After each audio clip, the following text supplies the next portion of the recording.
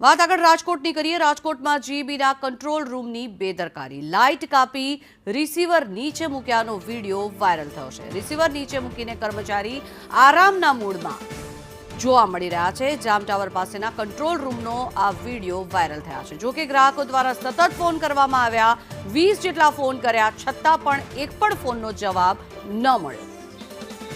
વધુ માહિતી મેળવીએ, સંવાદદાતા મયુર સરવૈયા જોડાઈ ગયા છે આપણી સાથે। મયુર, જે આ સરકારી બાબુઓ છે એ લોકોને આપણી મદદ માટે રાખવામાં આવતા હોય છે અને એવા લોકો જ્યારે આવી રીતે બેદરકારી કરતા હોય છે, શું પગલાં લેવા જોઈએ તેમની સામે?